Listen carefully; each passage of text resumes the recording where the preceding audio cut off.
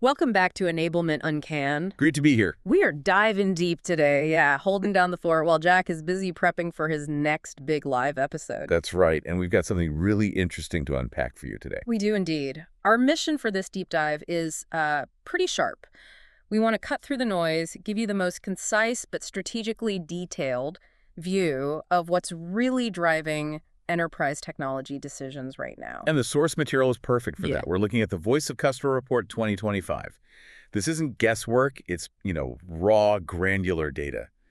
It details the top concerns, the major decision drivers shaping enterprise enablement vendor choices for revenue leaders going into the 2025 fiscal year. It really is the blueprint for where the budget's going. Exactly, where the checks are actually being written. So our focus is to unpack these most influential factors. We're going to systematically break down the top 6 concerns. These are the areas where companies are actually, signing on the dotted line. We'll look closely not just at the problems, but also the reported solutions and, maybe most importantly, the quantifiable business impacts these leaders are seeing. Yeah, the results. Because the underlying story here, I think, is this shift. Enablement isn't just a nice-to-have anymore. It's becoming a mandatory operational investment. You see that straight away in the executive summary, don't you? Oh, absolutely. The primary trends are pretty profound. We're seeing this surge in AI adoption, but it's targeted AI, aimed at specific high-friction points. Not just AI for AI's sake. No, definitely not. Then there's a much sharper focus on price consciousness. Value has to be crystal clear, demonstrable. Right. And finally, this really definitive, almost mandatory shift away from isolated point solutions towards comprehensive platforms that actively reduce the administrative load. Okay, let's unpack that shift first, the shifting landscape and buying trends section. What does this overall market change really look like moving into 2025? And who specifically is at the table making these big platform decisions now? Well, the macro shift is fundamentally away from tools that just plug a single feature gap. Right. The move is towards platforms that solve holistic, end-to-end operational problems. Revenue leaders, they're just not tolerating software that sits there passively anymore. Waiting to be used. Exactly. They're demanding systems that integrate smoothly and, crucially, actively work to reduce the administrative friction across the entire selling process. The bar for justifying any new software spend, it's been raised dramatically. And a core part of that, detailed right here in the report, is the change in who's on the buying committee. Yes, this is key.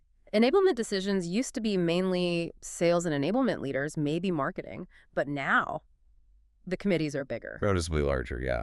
And critically, they now frequently include finance and IT leadership. This is such a profound, non-negotiable shift. And honestly, it directly explains why we're seeing the 6 concerns we're about to dig into. So why are finance and IT suddenly so involved in enablement tech? Well, think about their mandates. They are heavily invested in ensuring the tech stack isn't just functional and secure, but fundamentally it has to be cost-efficient and tightly integrated. Operational efficiency and verifiable ROI, these are now top-line priorities demanded by these new leaders at the table. So enablement tech is being scrutinized like any major ERP system. Exactly. It has to deliver measurable, auditable returns. No more ambiguity. So the days of, buying seller happiness software just because a certain VP likes it, those are over. Pretty much gone, yeah. IT and finance demand accountability. Features have to translate directly into hard operational metrics, time saved, risk reduced, cost avoided, things you can actually measure. And just to ground this, the report's methodology, it seems pretty solid. Oh, yeah. The data was collected from a sample of 50 Bigtincan customers. These were companies that acquired, renewed, or expanded in 2025. And the roles represented. It's broad. Marketing, sales, revenue, enablement, IT operations, and finance. So you get this really comprehensive, multi-stakeholder perspective baked into the findings. Which is why the data feels so grounded in operational reality. Precisely. That holistic view is absolutely key. Okay, should we dive into the core findings, starting with the big one? Let's do it. Top concern number 1, comprehensive AI, influencing an overwhelming 54% of the deals analyzed. 54%. Yeah, by a huge margin, it's the single biggest factor shaping enablement spending right now. And when we say 54% influence, we're really talking about a mandate. This isn't just mild interest. Revenue leaders are laser-focused on solving specific high-friction problems with AI. And it's not just, slapping ChatGPT onto something. No, no, definitely not. They're not interested in basic general-purpose generative AI for these core functions. They need comprehensive AI capabilities baked directly into the platform. Why baked in? Security, compliance. Both, absolutely, to maintain security and compliance, especially in regulated industries. Okay, let's list the specific problems they're tackling, because this really shows the day-to-day struggles of scaling a revenue team in 2025. Right. One massive headache, especially for global companies, translation. Ah, yeah, materials for global teams. Exactly. The need for AI to handle the translation of training materials, sales content, marketing collateral. This used to be incredibly expensive and painfully slow when done manually. Weeks, sometimes months, right? Easily. And beyond just translation, it's about speed and control. They need secure, compliant AI that can scale field execution and governance. Think about multilingual teams in finance or life sciences, highly regulated spaces. You can't just farm that out to a public LLM. Absolutely not. Yeah. The AI has to operate within the platform's security perimeter. Full stop. Okay, what else? Sales coaching comes up a lot. Always. Coaching is notoriously inconsistent, isn't it? Often done manually after a customer meeting. Which means it's subjective, poorly tracked. And rarely scaled effectively across a large team. AI is now the tool being deployed to bring consistency, objectivity, and scalability to that whole coaching process. And tied to coaching role plays. Yep.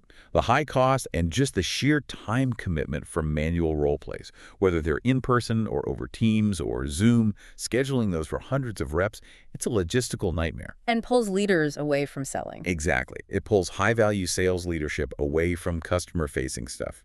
AI roleplay offers a standardized, objective, and crucially, infinitely scalable alternative. Plus, you get immediate feedback loops. Makes sense. Then there's the content beast, managing the library. Oh, yeah. The ever-growing content library. There's a fundamental need for an AI-powered content management system, and especially search.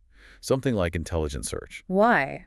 To boost adoption? To boost adoption, cut down search time, scale enablement efforts.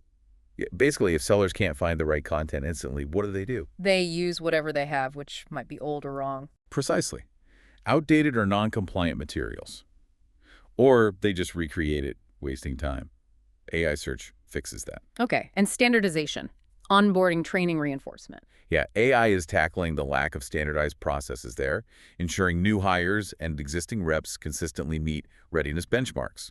This also includes a really high demand for AI assistance. Like a co-pilot for reps. Exactly. Yeah. Personalized, in-the-moment, deal coaching for individual reps, acting as a true co-pilot during their workflow. Now, here's a critical point from the report, especially thinking about that CFO involvement, the value split for AI. This is really telling. When sales leaders talk about AI, 75% say its primary value is what? Improving human performance for better outcomes. Right, and only 34% cite offloading daily tasks just to save time. That 75% number tells you everything you need to know. Yeah. The goal isn't replacement, it's amplification.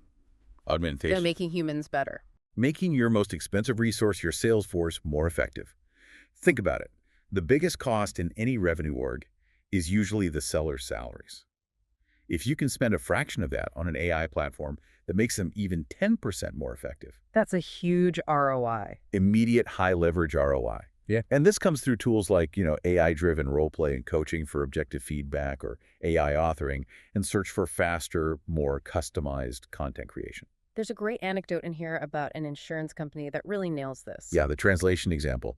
They reported saving a quantifiable $45,000 a year just by bringing compliance and narrated presentation translations in-house using the platform's AI instead of outsourcing. That's the hard dollar saving, but the operational impact. Even bigger, arguably. They cut down those painful 4-week wait times for translated materials. In a competitive market, that speed is huge. It lets them respond immediately to multilingual RFPs. Giving them a time-to-market edge. A critical advantage they just didn't have before. And for the individual seller, they reported saving 30 to 60 minutes per customer when creating custom, localized presentations using AI assistance. That adds up fast. And the report explicitly links AI role plays to increased sales. Yes, a clear increase in overall product sales following implementation, resulting in $500,000 of additional annual revenue, just from that improved readiness motion driven by AI role play. $500,000. Let's just pause on that. It demonstrates AI isn't just like grading a rep's performance. It's providing highly consistent, data-driven feedback that actually drives behavioral change. Unlike a human coach who might just be having a bad day. Exactly, or a good day. The AI provides objective, immediate, repeatable reinforcement. It ensures readiness training actually translates into measurable revenue outcomes. It's that combination speed, compliance, performance that makes AI the undisputed top priority right now. Okay. Powerful stuff.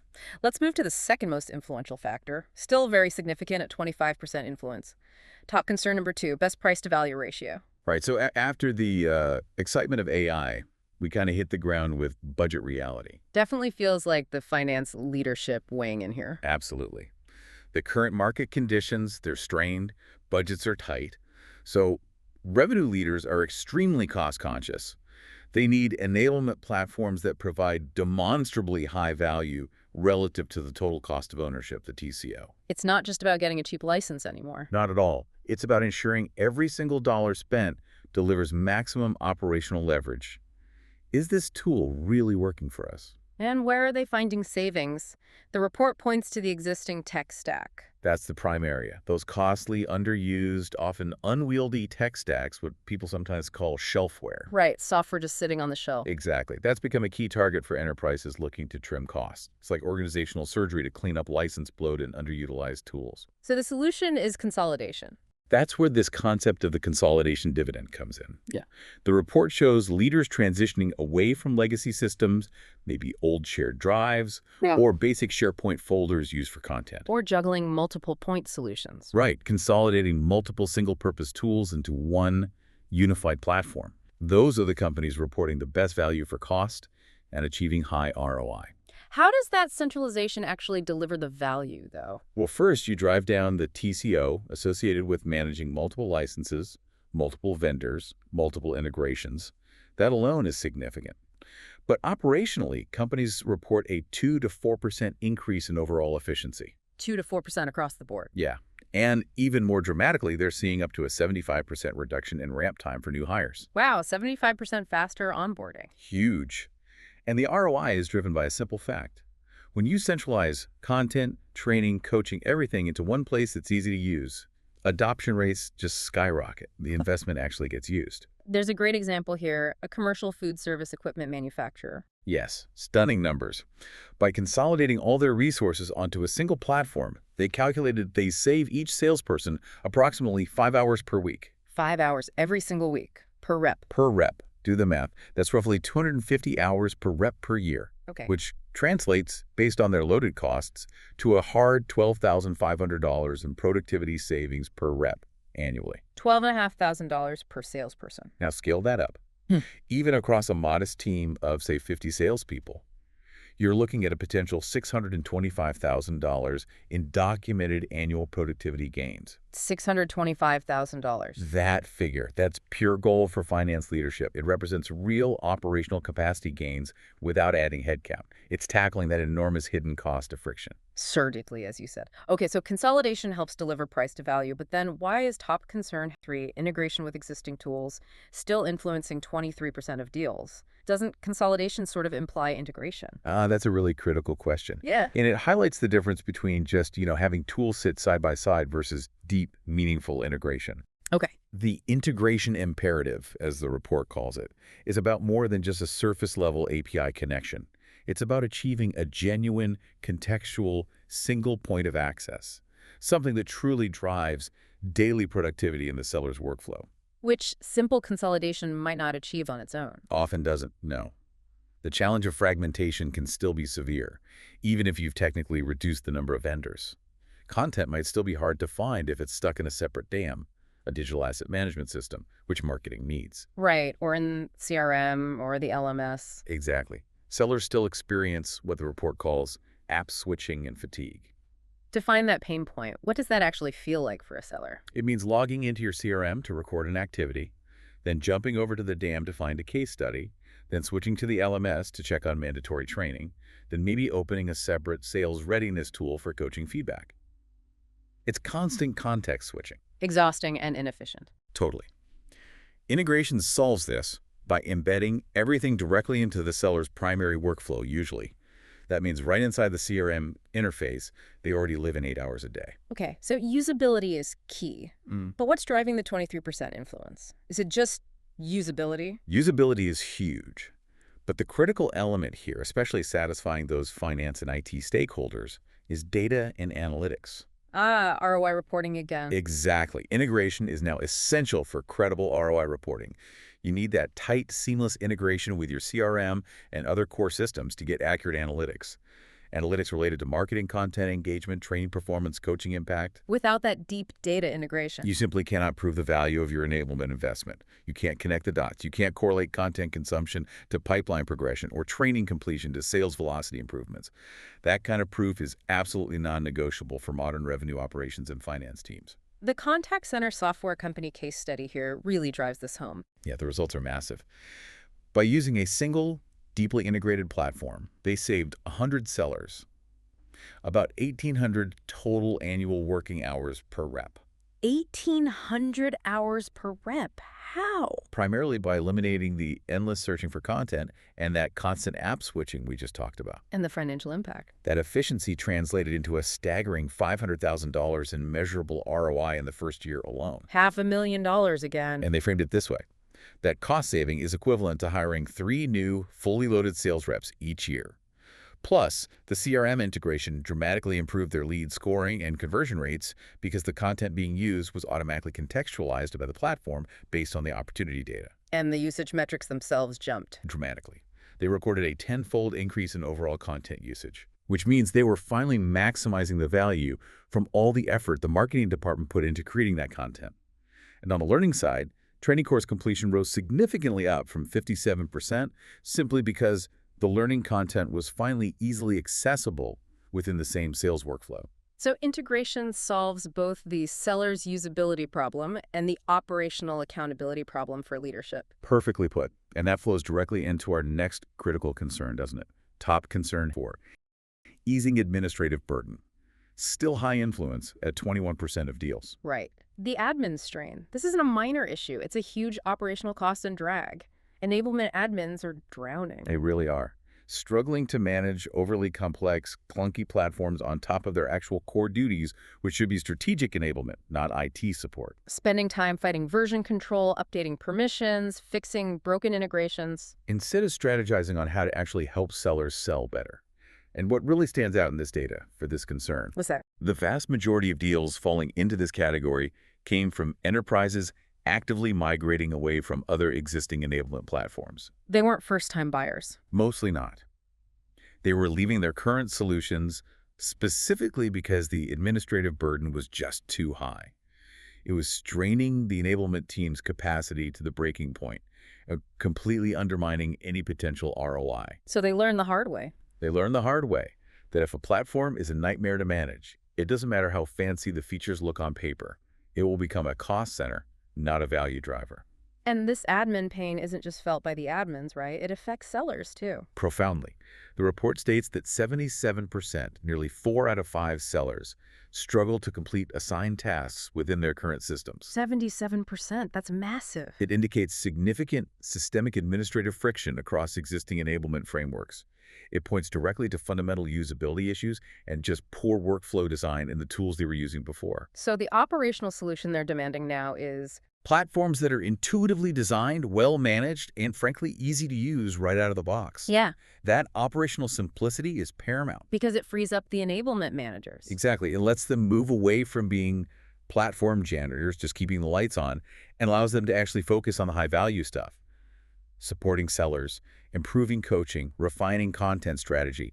That strategic time is infinitely more valuable than time spent troubleshooting user access issues. The Ecolab company example here shows the payoff really clearly. Concrete evidence, yeah. Yeah. They saw a 10% increase in productivity among their internal users, the sellers.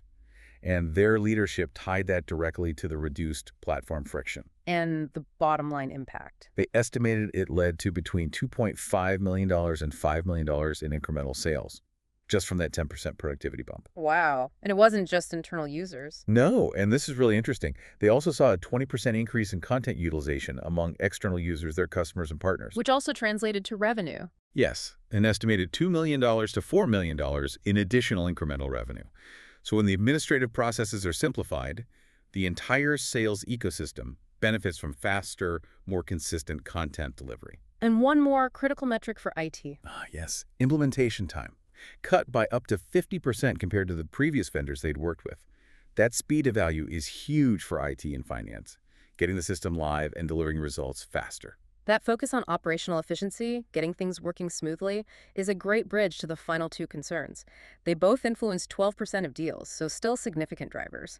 Let's start with top concern 5, platform personalization. Right.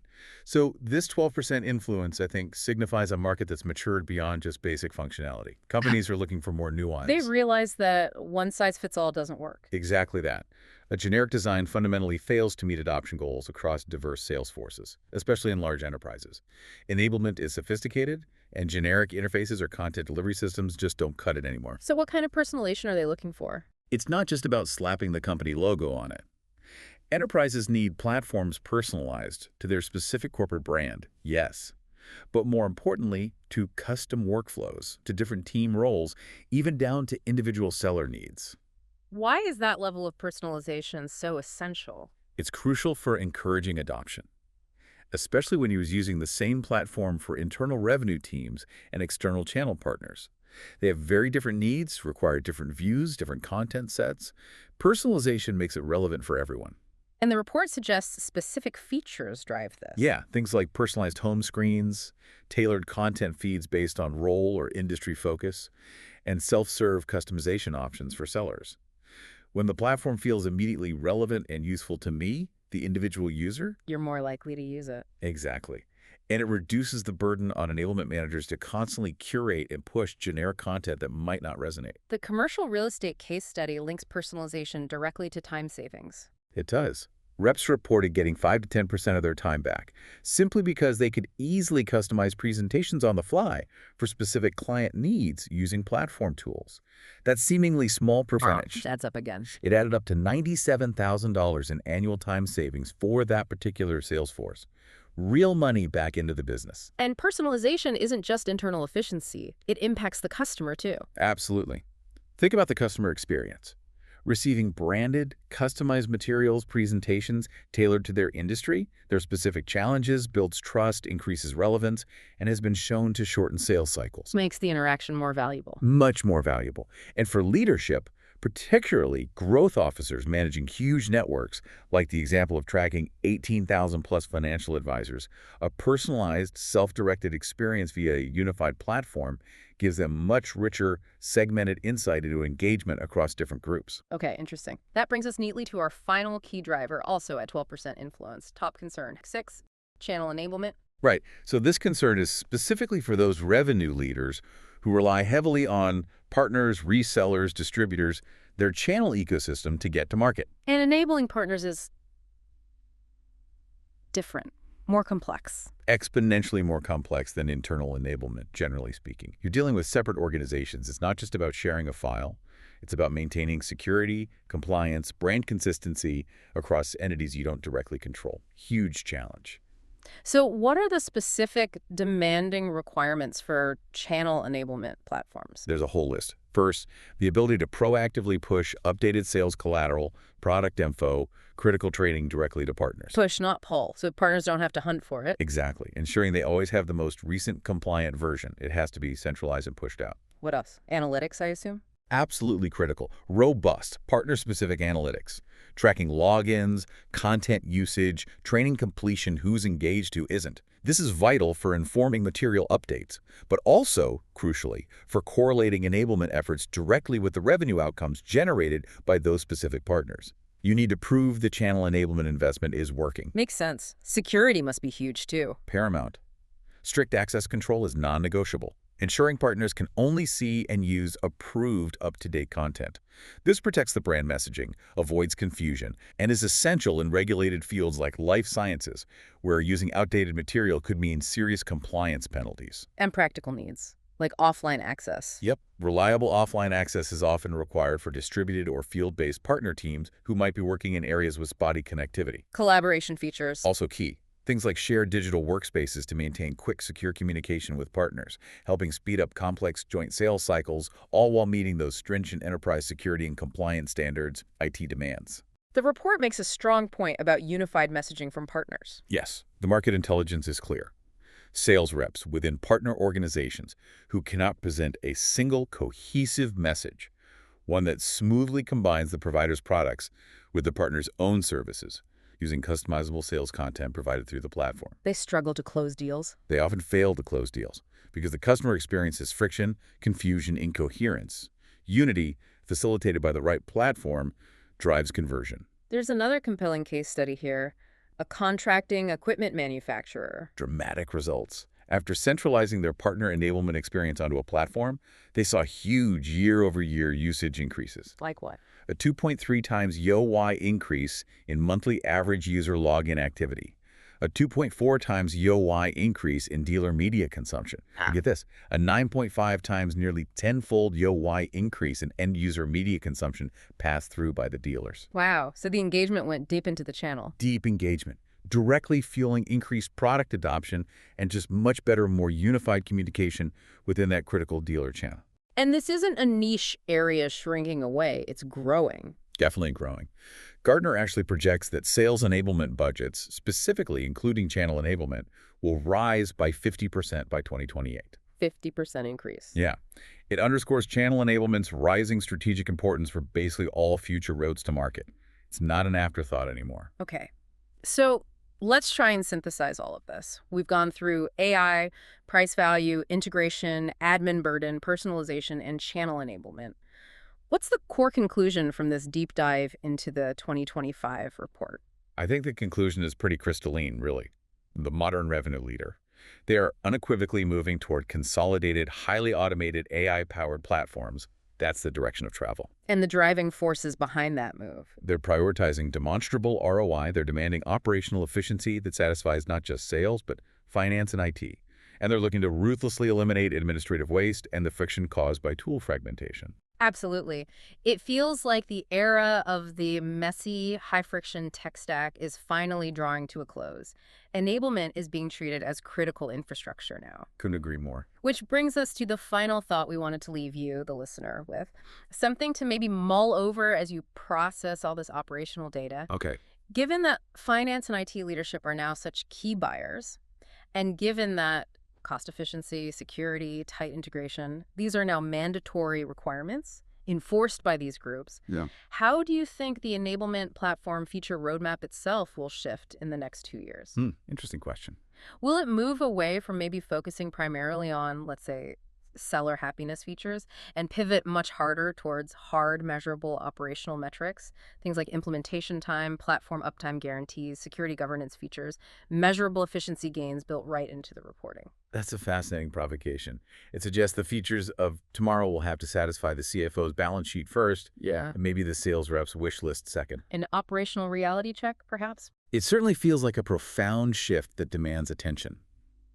The focus is tilting towards quantifiable business impact and operational rigor. Definitely something to watch. Well, thank you for joining us for this deep dive and for sharing this essential source material with us and our listeners. My pleasure. Lots to think about. Indeed. We'll see you next time on Enablement Uncanned.